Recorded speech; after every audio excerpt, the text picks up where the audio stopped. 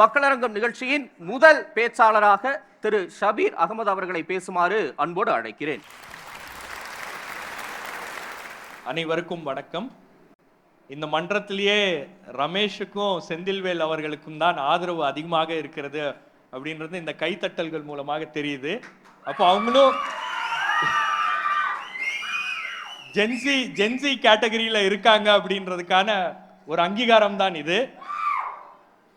தம்பி என்னை இந்த நிகழ்ச்சிக்கு அழைக்கும் போது என்ன தலைப்பு அப்படின்னு கேட்டேன். ஜென்சியுடைய ஆதரவு யாருக்கு அப்படின்னு சொன்னாரு.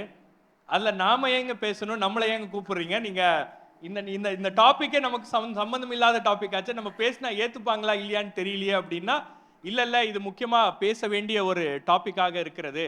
2026 தேர்தல் களம் அப்படின்றதுல யார் டாமினேட் பண்ண போறாங்க அப்படின்னா இந்த இளைய தலைமுறை தான் டாமினேட் பண்ண போகுது. இளைய தலைமுறை தான் இங்க இருக்கக்கூடிய திராவிட கட்சிகளுடைய தலையெழுத்தையும் புதிதாக வருகின்ற கட்சிகளுடைய தலையெழுத்துகளையும் தீர்மானிக்கக்கூடிய ஒரு சக்தியாக இருக்க போகிறது. அதுதான் இன்னைக்கு தேர்தல் களத்துல பலர் சொல்லக்கூடிய ஒரு கணிப்பாக இருக்கிறது.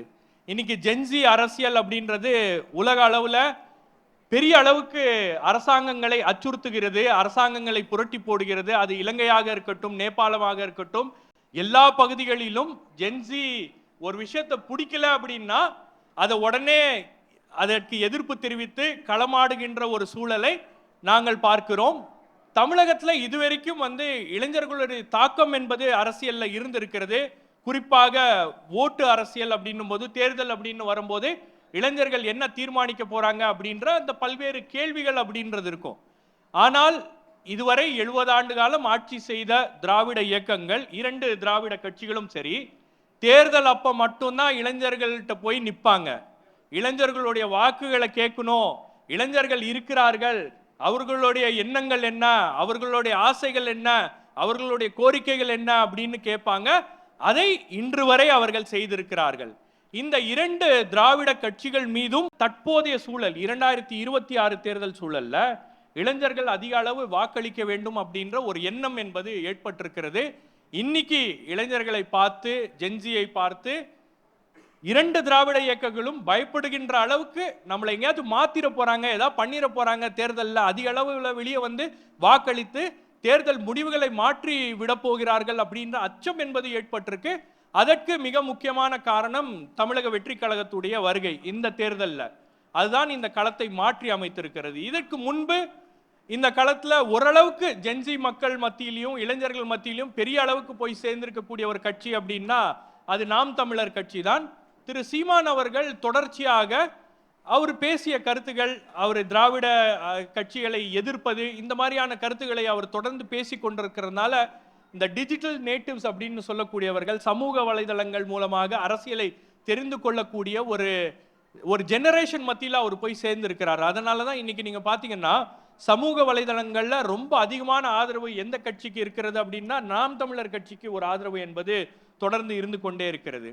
பொதுவான இந்த திராவிட கட்சிகள் மீது திமுக, அதிமுக இந்த 2 கட்சிகள் மீதும் குறிப்பாக இளைஞர்கள் மத்தியில் ஒரு நம்பிக்கை ஏற்படாததற்கு காரணம் என்னன்னா, அவங்க ஆட்சியில வருவதற்கு முன்பு ஒரு மாதிரி பேசுவாங்க, ஆட்சியில வந்ததுக்கு பிறகு ஒரு மாதிரி பேசுவாங்க, ஒரு மாதிரி நடந்து கொள்வார்கள் அப்படின்ற அந்த விமர்சனம் தான் தொடர்ந்து இருந்து கொண்டே இருக்கிறது. இல்ல, இவ்வளவு ஆட்சி புரிந்த 2 திராவிட கட்சிகள் மேலேயே வெறுப்பா இருக்கிறாங்க ஜென்சி.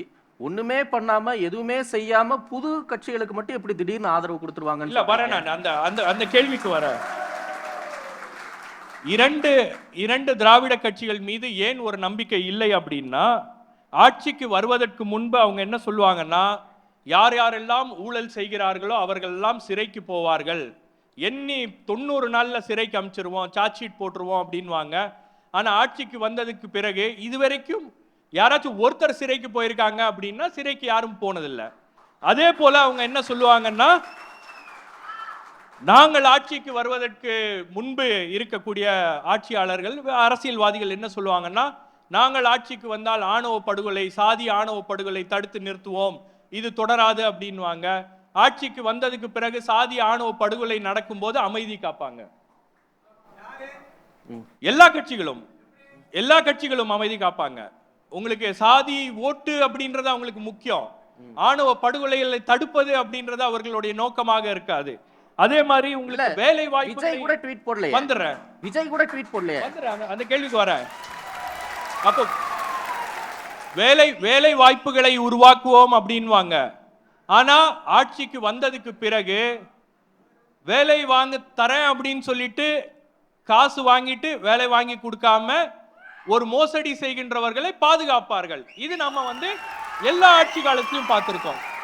அப்போ இந்த மாதிரி நீங்க ஆட்சிக்கு வருவதற்கு முன்பு ஒரு விஷயம் பேசுவதும் ஆட்சிக்கு வந்த உடனே முற்றிலுமாக வேறு விதமாக நடப்பதும் அப்படின்றது இன்னைக்கு இருக்கக்கூடிய இளைஞர்கள் மத்தியில எப்படி ஒரு நம்பிக்கையை ஏற்படுத்தி கொடுக்கும்? அப்ப புதிதாக வருகின்றவர்களுக்கு இருக்கின்ற செய்தியும் இந்த அரசியல்ல தான் இருக்கு. நீங்க பழைய கட்சிக்காரங்க சொன்ன மாதிரியும் பழைய அரசியல்வாதிகள் சொன்ன மாதிரியும் நீங்களும் நடந்து கொள்ளாதீர்கள். நீங்க 25 ஆண்டு காலம் திராவிட கொள்கைகளை நீங்க எத்தனை இளைஞர்கள்ட்ட கடத்தி இருக்கீங்க? எத்தனை இளைஞர்கள்ட்ட கொண்டு போய் சேர்த்திருக்கீங்க? எத்தனை திராவிட பாசறைகளை நீங்கள் நடத்தி இருக்கிறீர்கள்? 2021 ஆட்சிக்கு வந்த பிறகுதான் திராவிட பாசறைகள் நீங்க நடத்த திட்டமிட்டீங்க. அதுக்கப்புறம் தான் அந்த இயக்கங்கள் எல்லாம் நடத்த ஆரம்பிச்சிருக்கீங்க. அது வரைக்கும் அந்த இயக்கங்கள் எல்லாம் நடத்தவில்லை அப்படின்றது ஒரு பெரிய குறை. அது அவர்கள் செய்யாததுனால தான் இன்னைக்கு தாவேகா மாதிரி ஒரு கட்சி வந்ததுக்கு பிறகு, நாம் தமிழர் மாதிரி ஒரு கட்சி வந்ததுக்கு பிறகு இளைஞர்கள் மத்தியில பெரிய அளவுக்கு ஒரு ஈர்ப்பு இருக்கு அப்படின்னொன்னு இன்னைக்கு நீங்க வைப் வித் MKS பண்ண வேண்டிய ஒரு கட்டாயத்துக்கு தள்ளப்படுறீங்க. இன்னைக்கு இளைஞர்களை போய் சேருவதற்காக நீங்க வைப் பண்ண வேண்டிய ஒரு கட்டாயத்துக்கு ஏன் இந்த கட்சிகளும் கட்சி தலைவர்களும் தள்ளப்பட்டிருக்கிறார்கள் அப்படின்னா நீங்க ஒரு கனெக்டடாவே அவங்க கிட்ட இல்ல. நீங்க சொல்ற கருத்து ஏறக்குறைய ஜெயகாந்தன் காலத்துல இருந்து எல்லாரும் சொல்லிட்டு இருக்கக்கூடிய கருத்து தான். 67க்கு பிறகு இந்த 2 திராவிட கட்சிகளையும் மீறி யாரும் வர முடியல, இப்ப மட்டும் வந்துருவாங்கன்னு எப்படி சொல்றீங்க? இன்னைக்கு இருக்கக்கூடிய சூழல்ல ஒரு மாற்று அரசியல் வேண்டும் அப்படின்றது இளைஞர்களுடைய ஒரு எதிர்பார்ப்பு, ஜென்சியோடைய ஒரு எதிர்பார்ப்பு. அந்த எதிர்பார்ப்பை யார் பூர்த்தி செய்ய போகிறார்கள் அப்படின்றதுதான் இங்க இருக்கக்கூடிய மிகப்பெரிய சேலஞ்ச், மிகப்பெரிய கேள்வி.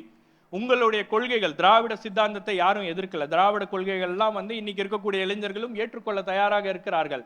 ஆனால் அதை தலைமை தாங்கி வழி நடத்தக்கூடிய தலைவர்கள் சரியாக இருக்கிறார்களா அப்படின்றதுதான் இன்னைக்கு இருக்கக்கூடிய மிகப்பெரிய கேள்வி. அதை அவர்கள் செய்ய தவறி இருக்கிறார்கள். நீங்க இன்னைக்கு யூனிவர்சிட்டியில போனீங்கன்னா அல்லது கல்லூரிகள்ல போனீங்கன்னா எந்த யூனிவர்சிட்டியிலும் எந்த கல்லூரியிலும் ஒரு ஸ்டூடெண்ட் ஆர்கனைசேஷனை ரன் பண்ண விட மாட்டாங்க. நீங்க ஒரு மாணவர் இயக்கத்தை நடத்த முடியாது. இன்னைக்கு தான் திமுக மாணவர் இயக்கத்தை மீண்டும் கட்டமைக்கிறாங்க. மாணவ அரசியலை முற்றிலுமாக ஒழித்தது இந்த 2 திராவிட கட்சிகள் தான். காரணம் என்னன்னா அந்த மாணவ அரசியல்ல நாளைக்கு பின்ன இந்த மாணவர்கள் இப்படியே இருந்தாங்கன்னா நமக்கு ஒரு பெரிய ஆபத்து வந்துடும் அப்படின்றதுனால முற்றிலுமாக கல்லூரிகள்ல இருந்தும் யூனிவர்சிட்டியில இருந்தும் அந்த மாணவ அரசியலை ஒழித்ததன் விளைவு இன்னைக்கு நீங்க உட்கார்ந்து வைப் பண்ணிட்டு இருக்க வேண்டியதா இருக்கு.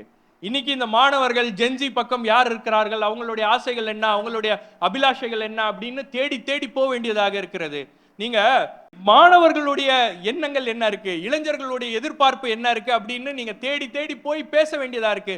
நானும் இளைஞர்களோட உரையாடுகிறேன் அப்படின்னு பேசுறீங்க. நீங்க பேசும்போது சொன்னீங்க, நாங்க இந்த நான் முதல்வர் திட்டத்தை கொண்டு வந்திருக்கோம், நாங்க பல்வேறு மாணவர்களுக்கும் இளைஞர்களுக்குமான பல திட்டங்களை கொண்டு வந்திருக்கோம் அப்படின்னு. இது அரசாங்கம் போடுகின்ற திட்டம். எந்த அரசாங்கம் இருந்தாலும் இந்த திட்டங்களை போடும், மாணவர்களுக்கு இளைஞர்களுக்கு அந்த திட்டங்களை போடுவாங்க. ஆனால் ஒரு அரசியல் கட்சியாக நீங்க என்ன திட்டங்களை மாணவர்களுக்காக போட்டிருக்கீங்க? ஒரு அரசியல் கட்சியாக நீங்க என்ன கொள்கைகளை அந்த மாணவர்கள்ட்ட கடத்தி இருக்கீங்க? ஒரு அரசியல் கட்சியாக அவங்களை எப்படி நீங்க அரசியல் படுத்தி இருக்கீங்க? ஒரு அரசியல் கட்சியாக அவங்களுக்கான இடம் என்பது உங்க அரசியல் கட்சியில எங்க இருக்கு? இன்னைக்கு KN நேருடைய மகன் தான் MP-ஆகவும் இருப்பார், KN நேரு அமைச்சராகவும் இருப்பார். அதே போல வேற ஒரு அமைச்சருடைய மகன் தான் அந்த ஏரியால ஒரு அமைச்சர் ஆகக்கூடிய வாய்ப்பு இருக்கிறது அப்படின்னும் போது, ஒரு MLA ஆகக்கூடிய வாய்ப்பு இருக்கு அப்படின்னும் போது மற்ற இளைஞர்களுக்கெல்லாம் அந்த வாய்ப்பு என்பது எங்க இருக்கிறது? அப்போ இந்த கேள்விகள் தான் இன்னைக்கு இருக்கக்கூடிய இளைஞர்கள் மத்தியில இருக்கு. ஒரு குடும்பம், ஒரு கட்சி, ஒரு அரசியல் அப்படின்னே போயிட்டே இருக்குன்னா நமக்கான வாய்ப்பு எங்க அப்படின்ற அந்த கேள்விதான் இன்னைக்கு பிரதானமாக இருக்கிறது. அந்த கேள்விதான் இன்னைக்கு புதிதாக வருகின்ற தாவேகா பக்கமும் நாம் தமிழர் கட்சி ஏற்கனவே வந்திருக்கக்கூடிய நாம் தமிழர் கட்சி பக்கமும் பல இளைஞர்களை தள்ளுகிறது. பல இளைஞர்கள்ட்ட அந்த கட்சியுடைய கொள்கை என்னன்னு தெரியுதோ இல்லையோ, நாங்க அந்த கட்சிக்கு ஆதரவு தெரிவிக்கிறோம், எங்களுக்கு ஒரு மாற்று அப்படின்றாங்க. இப்போ அரசியல்ல உங்களுக்கு வாக்குகள் வேணும் என்றதற்காக நீங்க மறுபடியும் போய் ஜென்சியுடைய வாக்கு யாருக்கு, மாணவர்களுடைய வாக்கு யாருக்கு, இளைஞர்களுடைய வாக்கு யாருக்கு, உங்களுடைய கோரிக்கை என்ன அப்படின்னு நீங்க கேட்கிறது அப்படின்றது உங்கள் மீது துளி கூட இன்னைக்கு இருக்கக்கூடிய இளைஞர்களுக்கு நம்பிக்கை இல்லை என்பதுதான் அது காட்டுகிறது. நன்றி, வணக்கம்.